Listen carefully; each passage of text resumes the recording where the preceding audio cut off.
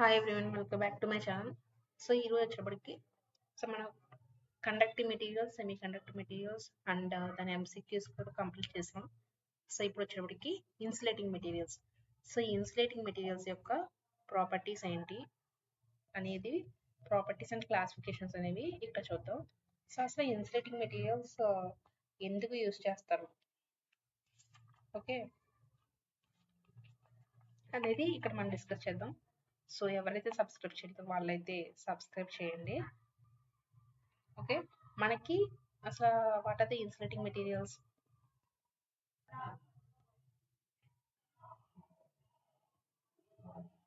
So what are the insulating materials and electrical and electronics లో దీని importance ఏంటి అనేది చూద్దాం. సో అసలు ఇన్సులేటింగ్ మెటీరియల్స్ అంటే, సో ఇన్సులేటింగ్ మెటీరియల్స్ పర్పస్ ఏంటి? మనం మెయిన్గా ఎలక్ట్రికల్ సిస్టమ్స్లో యూజ్ చేసేది ఎందుకు? సేఫ్టీ పర్పస్ కోసం. ఓకే, సేఫ్టీ పర్పస్ కోసం మనం ఎలక్ట్రికల్ సిస్టమ్స్లో యూజ్ చేస్తాం.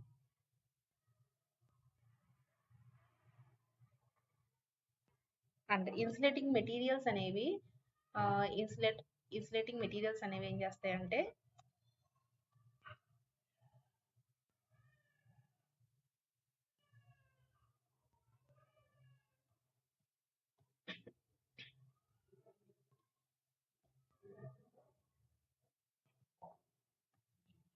సో మనకి ఇన్సులేటింగ్ మెటీరియల్స్ అనేవి హై రెసిస్టెన్స్ అనేది ఆఫర్ చేస్తాయి.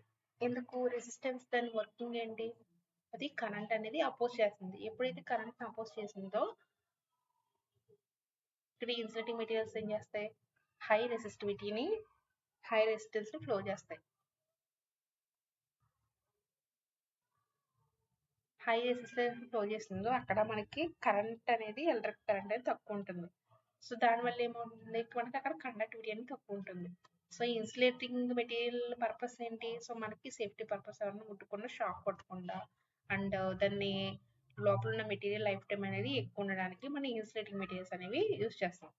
ఓకే, మెయిన్ వచ్చేటప్పటికి హై రెసిస్టెన్స్ పర్పస్ కోసం ఇన్సులేటింగ్ మెటీరియల్స్ అనేవి యూజ్ చేస్తాం. సో దీన్ని ఏమంటామంటే బ్యాడ్ కండక్టర్స్ ఆఫ్ ఎలక్ట్రిసిటీ అని కూడా అంటున్నాం ఇన్సులేటింగ్ మెటీరియల్స్ ని. సో దీని వోల్టేజ్ వచ్చేటప్పటికి హై వోల్టేజ్ ఉంటుంది, at a send milli amperes. So milli amperes నుంచి కరెంట్ ఫ్లోయింగ్ అనేది ఉంటుంది. ఓకే, అండ్ మనకి ఎలక్ట్రిక్ అండ్ ఎలక్ట్రానిక్ ఎక్విప్మెంట్స్ లో అయితే ఇన్సులేటింగ్ మెటీరియల్ అనేది మేజర్ రోల్ అనేది ప్లే చేస్తుంది. సో దీని యొక్క బిహేవియర్, ప్రాపర్టీస్ అనేవి ఇప్పుడు చూద్దాం. అండ్ ఇవి చూసే ముందు మనకి energy band, energy levels. So మన సెమీ కండక్టర్స్ లో మనం ఎనర్జీ లెవెల్స్ కోసం డిస్కస్ చేసాం. సో ఎనర్జీ లెవెల్ అంటే ఏంటి? మనకి ఇది కండక్టర్, మెటల్ అంటే కండక్టర్. ఓకే, మెటల్ అంటే conductor, semi conductor and insulators. ఈ ఇన్సులేటర్ నాన్ మెటల్స్ అని కూడా అంటాం. సో ఇక్కడ కండక్టర్ చూస్తే మనకి కండక్షన్ బ్యాండ్ కి, ఇది కండక్షన్ బ్యాండ్, ఈ కండక్షన్ బ్యాండ్ కి వ్యాలెన్సీ బ్యాండ్ కి మధ్య గ్యాప్ అనేది ఏముండదు. సో రెండు ఓవర్లాప్ అయిపోతాయి. ఎందుకు? కండక్టర్ మెయిన్ పర్పస్ ఏంటి మనకి? కండక్టివిటీ. సో ఈ కండక్షన్ బ్యాండ్ లో మనకి ఎలక్ట్రాన్స్ అనేవి ఎక్కువ ఉంటాయి. సో ఇదేం చేస్తుంది? వ్యాలెన్సీ బ్యాండ్ అంటూ ఓవర్లాప్ దగ్గరగా అయిపోతాయి, ఓవర్లాప్ అయిపోతాయి. దీని మధ్య ఏ బ్యాండ్ గ్యాప్ అనేది మనకు ఉండదు, ఎలక్ట్రాన్స్ అనేవి హై ఉంటాయి కాబట్టి. సో కండక్షన్ బ్యాండ్ లో కండక్టివిటీ అనేది ఎక్కువ ఉంటుంది, ఎందుకంటే ఎలక్ట్రాన్స్ ఎక్కువ ఉంటే మనకి కండక్టివిటీ అనేది ఎక్కువ ఉంటుంది. ఓకే, ఎలక్ట్రాన్స్ ఎక్కువ ఉండడం వల్ల ఈ రెండు ఏమవుతాయి? ఓవర్లాప్ అయిపోతాయి. ఓకే, ఇక్కడ మనం బ్యాండ్ గ్యాప్ కోసం అసలు డిస్కస్ చేయాలి, ఎందుకంటే ఓవర్లాప్ అయిపోతాయి కాబట్టి. అండ్ నెక్స్ట్ వచ్చేటప్పటికి సెమీ కండక్టర్స్. సెమీ కండక్టర్స్ లో కండక్షన్ బ్యాండ్ కి, మనకి వ్యాలెన్సీ బ్యాండ్ కి small amount of forbidden gap అనేది ఉంటుంది. సో ఈ గ్యాప్ లో ఏంటంటే ఫ్రీ ఆఫ్ ఎలక్ట్రాన్స్ అనేవి వ్యాలెన్సీ బ్యాండ్ లో మూవ్ అవుతాయి, ఇక్కడ నుంచి ఇక్కడికి కండక్షన్ బ్యాండ్ కి ఇలా మూవ్ అవుతూ ఉంటాయి. సో దీని ఫోర్బిడెన్ గ్యాప్. ఈ గ్యాప్ వచ్చేటప్పటికి మనకి సెమీ కండక్టర్స్ లో 0.1 to 3 ఎలక్ట్రాన్ వోల్ట్స్ వరకు బ్యాండ్ గ్యాప్ అనేది ఉంటుంది. మన సెమీ కండక్టర్స్ వచ్చేటప్పటికి silicon 1.1 electron volts band gap. Electron volts band gap అనేది ఉంటుంది. అండ్ జెర్మేనియం వచ్చేటప్పటికి 0.7 ఎలక్ట్రాన్ వోల్ట్స్ అనేది జెర్మేనియం యొక్క band gap. 1.1 silicon. Okay. And insulators వచ్చేటప్పటికి, సో ఇన్సులేటర్ వచ్చేటప్పటికి ఈ రెండు when compare to conductor semi conductor ఇక్కడ బ్యాండ్ గ్యాప్ అనేది ఎక్కువ ఉంటుంది. ఇది ఎక్కడ వరకు అంటే అప్ టు 5 ఎలక్ట్రాన్ వోల్ట్ వరకు అండ్ అబోవ్ కూడా ఉంటుంది ఇన్సులేటింగ్ యొక్క బ్యాండ్ గ్యాప్. ఒక కండక్షన్ బ్యాండ్ మనకి ఇన్సులేటర్ మధ్య 4 బిన్ గ్యాప్ అనేది అబోవ్ 5 ఎలక్ట్రాన్స్ కూడా వోల్ట్స్ అనేది ఉంటుంది. ఓకే. ఎందుకంటే ఇందులో మనకి ఎలక్ట్రాన్స్ అనేవి ఫ్లో అవ్వవు, ఎందుకంటే హై రెసిస్టెన్స్ అనేది ఉంటుంది. హై రెసిస్టెన్స్ ఉంటే ఏమవుతుంది, మనకి అక్కడ ఎలక్ట్రాన్స్ అనేవి తక్కువ ఉంటాయి, ఛార్జ్ అనేది తక్కువ ఉంటుంది, కండక్టివిటీ తక్కువ ఉంటుంది.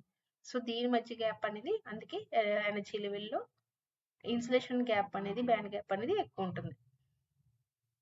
ఓకే. సో ఇది energy level diagram. And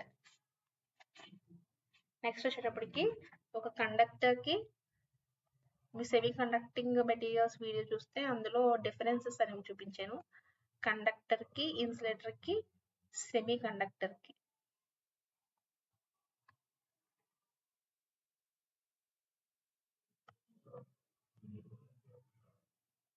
okay. ఈ కండక్టర్కి, ఇన్సులేటర్కి, సెమీ కండక్టర్కి మధ్య డిఫరెన్స్ ఏంటి అనేది. ఓకే. ఇందులో ఏంటంటే ఇన్సులేటర్లో హై రెసిస్టెన్స్ అనేది హై ఉంటుంది when to the flow of current. And ఇక్కడ వచ్చేటప్పటికి మనకి కండక్టర్లో లో రెసిస్టివిటీ ఉంటుంది, ఎందుకంటే కరెంట్ అనేది పాసింగ్ అనేది ఎక్కువ ఉంటుంది. సో మనకి సెమీ కండక్టర్స్ వచ్చేటప్పటికి కండక్టివిటీ అనేది కండక్టర్కి, ఇన్సులేటర్కి మధ్య కండక్టివిటీ ఉంటుంది. కండక్టర్కి, ఇన్సులేటర్కి మిడిల్, సెమీ కండక్టర్ కోసం మనం డిస్కస్ చేసేది. అండ్ ఇందులో వచ్చేటప్పటికి మనకి బ్యాలెన్స్ ఎలక్ట్రాన్స్ అనేవి లెస్ ఉంటాయి, తక్కువ ఉంటాయి.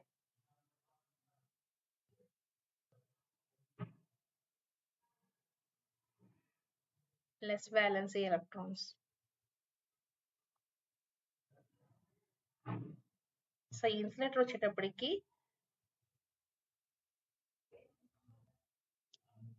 7 to 8 వ్యాలెన్స్ ఎలక్ట్రాన్స్ అయితే ఉంటాయి.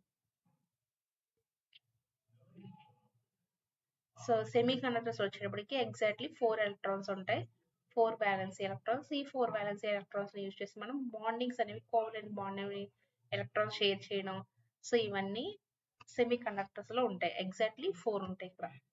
ఓకే. ఎందుకంటే బాండింగ్ అనేది 2 pairs.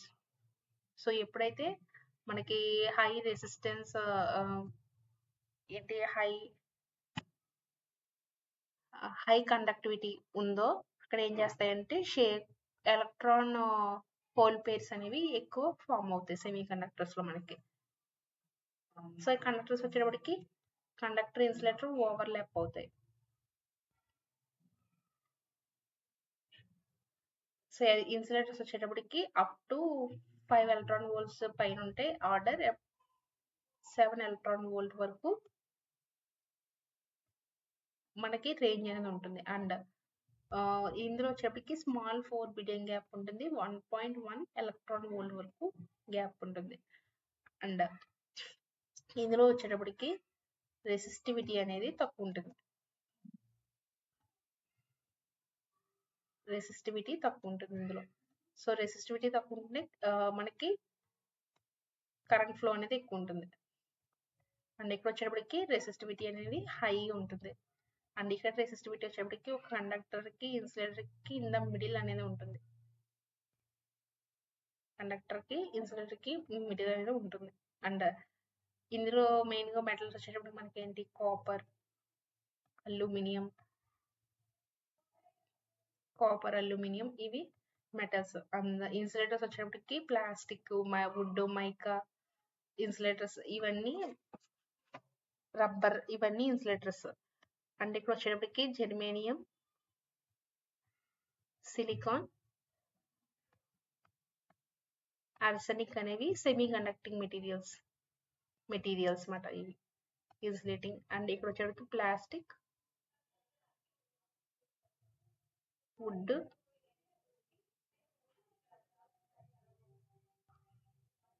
రబ్బర్. సో ఇవి డిఫరెన్సెస్. సో ఇన్సులేటింగ్ మెటీరియల్స్ లో ఏంటి మనం మెయిన్ ఫోకస్ చేసేది, మనకి ఇక్కడ హై రెసిస్టెన్స్ ఉంటుంది, హై రెసిస్టివిటీ ఉంటుంది, 7 to 8 వ్యాలెన్స్ ఎలక్ట్రాన్స్ అయితే ఉంటాయి, up to 7 electron volts range వరకు మనకి గ్యాప్ అయితే ఉంటుంది. అండ్ ఇక్కడ వచ్చేటప్పటికి మెటీరియల్స్ వచ్చేటప్పుడు ప్లాస్టిక్, వుడ్, రబ్బర్, గ్లాస్ ఇవన్నీ insulating materials. Okay, main properties చూద్దాం. సో ప్రాపర్టీస్, ఒక ఇన్సులేటెడ్ మెటీరియల్స్ కి ఉండాల్సిన మెయిన్ ప్రాపర్టీ ఏంటి, మనకి హై ఎలక్ట్రికల్ రెసిస్టెన్స్ ఉండాలి. సో ఎప్పుడైతే హై ఎలక్ట్రికల్ రెసిస్టెన్స్ ఉందో దాని డైఎలక్ట్రిక్ స్ట్రెంత్ కూడా ఎక్కువ ఉంటుంది. స్ట్రెంత్ ఎక్కువ ఉంటే లాసెస్ అనేవి తక్కువ ఉంటాయి. ఓకే, ఇక్కడ మనం కరెంట్ ఫ్లో కోసం మాట్లాడలేదు, ఎలక్ట్రికల్ రెసిస్టెన్స్ కోసం మాట్లాడుతున్నాం. ఎలక్ట్రికల్ రెసిస్టెన్స్ ఎక్కువ ఉంటే లాసెస్ అనేవి ఇక్కడ తక్కువ ఉంటాయి. సో మెకానికల్ స్ట్రెంత్ అనేది కూడా మనకి ఇన్సులేటింగ్ మెటీరియల్స్, ఒక మెటీరియల్ యొక్క స్ట్రెంత్ అనేది ఎక్కువ ఉండాలి, దాని యొక్క థర్మల్ స్టెబిలిటీ ఉండాలి. ఓకే, మాయిశ్చరైజర్ కి ఇప్పుడు మనకి 3 seasons లో కండిషన్స్ లో మాయిశ్చరైజర్ లో మనకి ఏ కెమికల్ దానిలో కూడా సో ఇది స్టెబిలిటీగా ఉండాలి. సో 3 seasons అంటే రైనీ, సమ్మర్ ఇవి అన్ని తట్టుకునేలాగా మన మెటీరియల్, ఇన్సులేటింగ్ మెటీరియల్ అనేది ఉండాలి. ఓకే, సో ఇవన్నీ ఈ ప్రాపర్టీ ఉంటే మనకి ఇన్సులేటింగ్ మెటీరియల్ పర్ఫెక్ట్ అని మనం అర్థం చేసుకోవాలి ఇక్కడ. సో ఇందులో వచ్చేటప్పటికి డిఫరెంట్ టైప్స్ ఆఫ్ ప్రాపర్టీస్ అయితే ఉన్నాయి ఇందులో.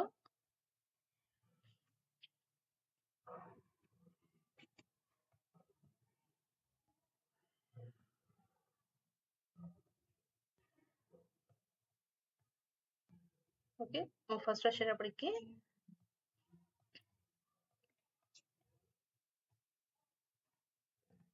సో మనకి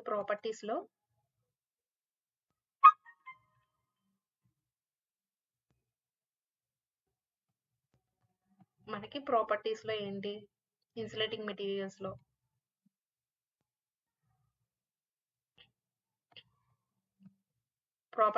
ఇన్సులేటింగ్ మెటీరియల్స్ లో 4 types కింద క్లాసిఫై చేశారు. సో ఫస్ట్ వచ్చేటప్పటికి electrical properties,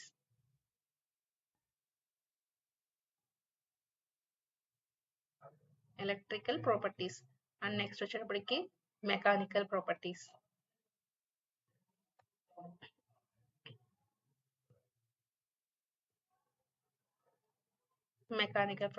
and thermal properties.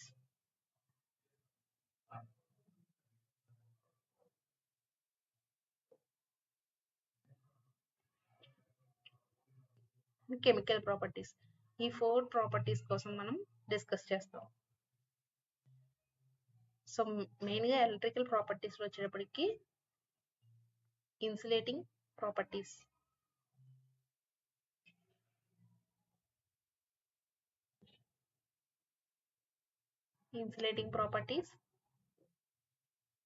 Insulating resistance. Electrical properties లో ఇన్సులేటింగ్ రెసిస్టెన్స్ కోసం,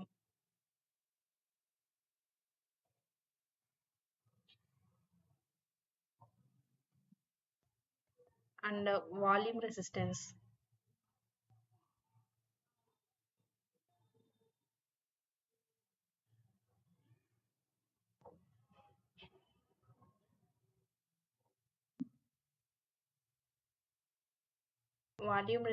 and surface resistance.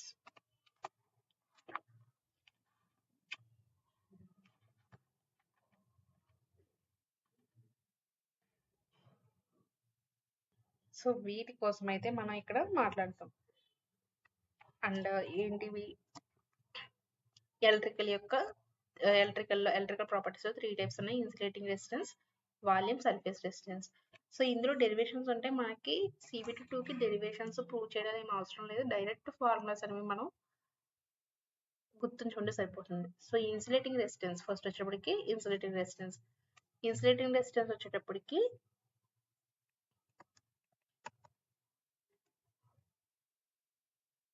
So electrical resistance నుంచి ఫస్ట్ ఇది ఇన్సులేటింగ్ రెసిస్టెన్స్ వచ్చేటప్పటికి మనం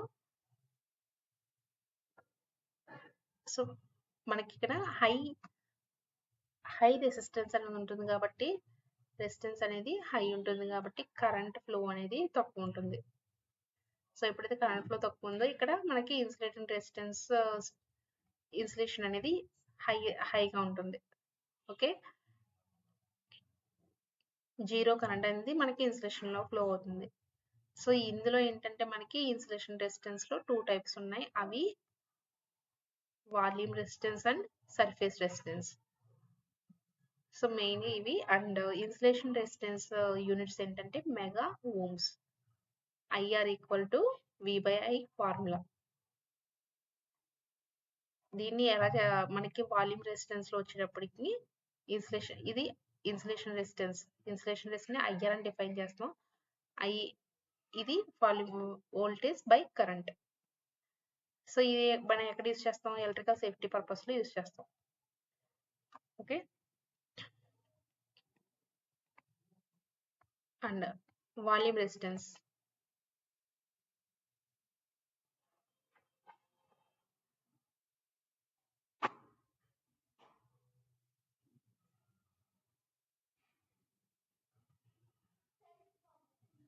సో వాల్యూమ్ రెసిస్టెన్స్ ఏంటంటే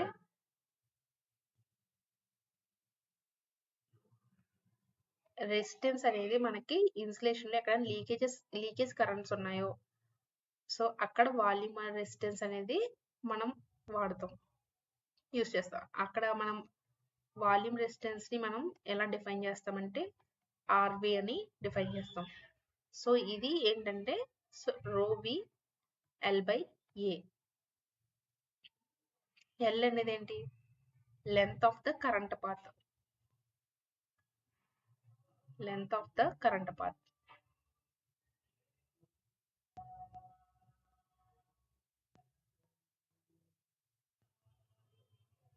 సో ఏ అంటే area of cross section of the current path. Area of the current path of the cross section path.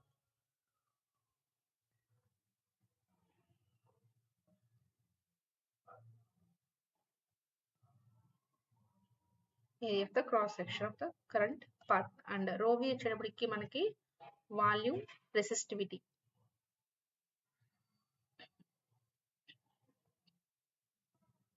So volume రెసిస్టివిటీని మనం ohm metre లో consider చేస్తాం units. అంటే ఇది వాల్యూమ్ రెసిస్టెన్స్ అంటే ఏంటి? ఎక్కడ లీకేజ్ కరెంట్ ఉందో అక్కడ మనం వాల్యూమ్ రెసిస్టెన్స్ అనేది ఫైండ్ అవుట్ చేస్తాం. Leakage current.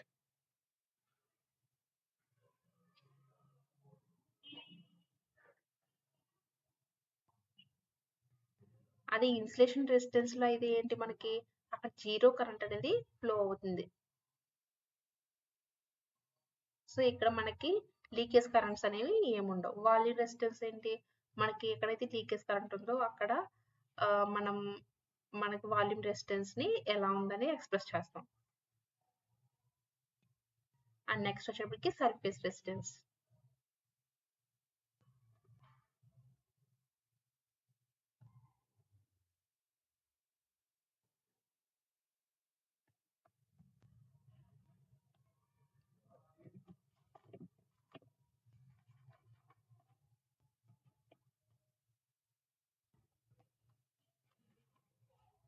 సో మనకి ఇది డెరివేషన్ అయితే ఉంటుంది సర్ఫేస్ రెసిస్టెన్స్ అని.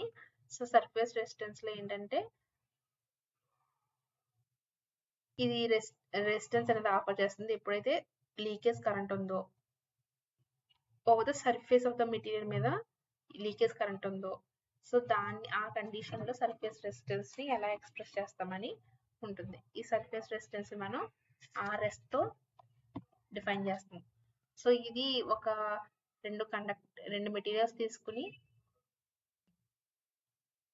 సో ఈ రెండు మెటీరియల్ యొక్క లీకేజ్ కరెంట్ అనేది ఎలా ఉంది అని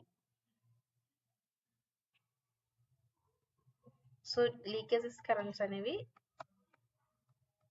ఇలా ఉన్నాయనుకో, సో దీని యొక్క సర్ఫేస్ రెసిస్టెన్స్ అనేది ఎలా ఉంది అని. సో మన ఆర్ఎస్ అనేది ఇది డెరివేషన్ అయితే ఉంటుంది. సో నేను డైరెక్ట్ ఫార్ములా అయితే చెప్తున్నాను. RS equal to ρS L by LS by AS. So మన వాల్యూమ్ రెసిస్టెన్స్ వచ్చేటప్పటికి ఏంటి, RV equal to ρV by L by ρL by A. So ఇక్కడ మన సర్ఫేస్ అయితే ఎస్ అని డినోట్ చేసుకుంటాం అంతే. సో దీని ρS అంటే సర్ఫేస్ రెసిస్టివిటీ,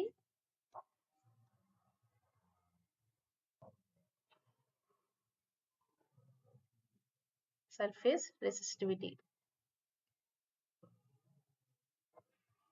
L వచ్చేటప్పటికి length of the current, A వచ్చేటప్పటికి area of the cross section. So రెండింటికి same formula. And insulating resistance ని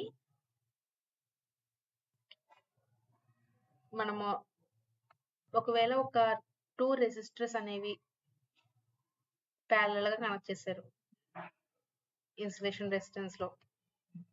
సో దీనికి ఫార్ములా ఏంటంటే, ఈ ఫార్ములా వచ్చేప్పటికి సర్ఫేస్ రెసిస్టెన్స్. ఓకే, 2 రెసిస్టర్స్ అనేవి ప్యారలల్ గా కనెక్ట్ చేశారు, వాల్యూమ్ రెసిస్టెన్స్, సర్ఫేస్ రెసిస్టెన్స్ అని. సో దీని యొక్క ఫార్ములా ఏంటంటే పవర్ సప్లై. మనకి ప్యారలల్ ఫార్ములా ఏంటి, total resistance equal to RV into A into B by A plus B, RS by RV plus RS. So ఇది resistance యొక్క రెండు surface volume resistance parallel connect చేసినప్పుడు ఇది ఫార్ములా. ఓకే, అండ్ ఇవి వచ్చేటప్పటికి మనకి ఎలక్ట్రికల్ ప్రాపర్టీస్. అండ్ నెక్స్ట్ వచ్చేటప్పటికి factors effecting. So అసలు ఏ ఫ్యాక్టర్స్ ఎఫెక్ట్ అవుతాయి ఇన్సులేషన్ రెసిస్టెన్స్ లో. సో మనం మెయిన్ గా డిస్కస్ చేసే టెంపరేచర్ కోసం ఇన్సులేషన్ లో conducting material, semi conducting and insulating materials లో మనం టెంపరేచర్ కోసం అయితే కన్సిడర్ చేస్తాం. సెమీ కండక్టర్స్ లో వచ్చేటప్పటికి టెంపరేచర్ అనేది ఇంక్రీజ్ అయితే కండక్టివిటీ అనేది డైరెక్ట్లీ ప్రపోర్షనల్ గా మనకి ఇంక్రీజ్ అవుతుంది. అండ్ ఇక్కడ హ్యూమిడిటీ, మాయిశ్చర్ కోసం, ఏజనింగ్ అంటే life time and wear, voltage stress కోసం, and types of insulating materials ఏమున్నాయి, సో ఇవి డిస్కస్ చేస్తాం. అండ్ క్లాసిఫికేషన్స్, ఇన్సులేటింగ్ మెటీరియల్స్ ఎలా క్లాసిఫై చేస్తారంటే, అసలు ఇన్సులేటింగ్ మెటీరియల్స్ ఎందులో యూస్ చేస్తారు, మామూలుగా జనరేటర్స్ లో, మోటార్స్ లో, ట్రాన్స్ఫార్మర్స్ లో యూస్ చేస్తారు. సో అది ఎందుకు, లిమిటింగ్ కంటిన్యూస్ వర్కింగ్ టెంపరేచర్ కోసం. సో ఇందులో వచ్చేటప్పటికి మనకి డిఫరెంట్ టైప్స్, మనకి డిపెండింగ్ అపాన్ ఇన్సులేటింగ్ మెటీరియల్స్ అనేవి సాలిడ్, లిక్విడ్, గ్యాసియస్. సో ఇందులో ఇన్సులేటింగ్ మెటీరియల్స్ అనేవి ఎలా యూస్ చేస్తారని. ఓకే,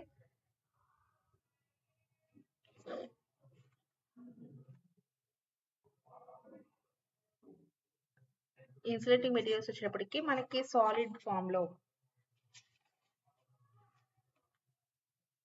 సాలిడ్ ఇన్సులేటింగ్ మెటీరియల్స్ లో mica, glass, rubber, plastic,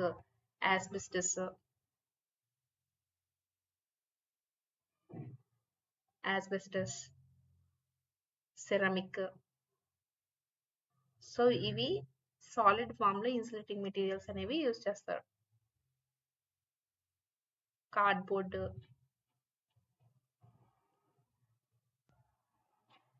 so ఇవి. అండ్ లిక్విడ్ వచ్చేటప్పటికి లిక్విడ్ ఫామ్ లో మనకి ట్రాన్స్ఫార్మర్ ఆయిల్ అనేది యూస్ చేస్తారు. Transformer oil, silicon oil, synthetic oil.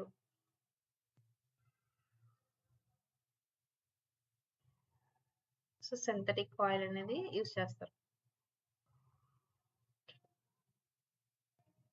Varnish oil అని. సో ఇలా డిఫరెంట్ టైప్స్ అనేవి ఉంటాయి.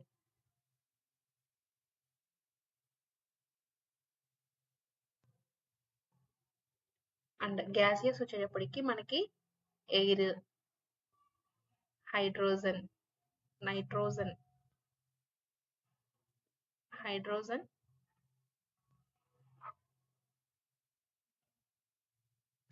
SF6 అంటే sulphur hexachloride, okay, and nitrogen. So ఇవి గ్యాసియస్ ఫార్మ్స్ లో ఇన్సులేటింగ్ మెటీరియల్స్ లో యూజ్ చేసేవి. ఓకే, సో ఇన్సులేటింగ్ వచ్చేటప్పటికి solid, liquid, gaseous insulating materials.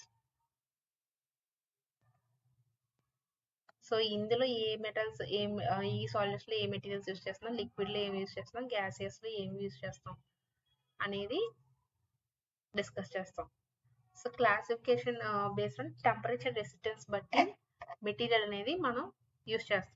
So ఏది పడితే అయితే మనం డైరెక్ట్ ఇన్సులేషన్ మెటీరియల్ యూజ్ చేసేద్దామంటే కుదరదు. So depending upon the temperature resistance purpose కోసం అది ఎంత ఉంటే, ఇప్పుడు సపోజ్ ఫర్ ఎగ్జాంపుల్ క్లాస్ 5 అనే సెక్షన్ లో మనకి 90 degrees టెంపరేచర్ అయితే ఉంది. సో ఈ టెంపరేచర్ దగ్గర మనకి పేపర్, కాటన్ అనేది యూజ్ చేస్తారు, insulating materials paper. Okay, and 105 degrees దగ్గర క్లాస్ ఏ దగ్గర ఇంటిగ్రేటెడ్ పేపర్. సో పేపర్ లో డిఫరెంట్ టైప్స్ ఉంటాయి. అండ్ ఇక్కడ మనకి సూటబుల్ అయ్యే టెంపరేచర్ దగ్గర మనకి ఇన్సులేషన్ పర్పస్ కోసం యూజ్ చేస్తారు. And class B 130 degrees centigrade, అక్కడ మనకి మైకా గ్లాస్ ఫైబర్ అనేది యూజ్ చేస్తాం.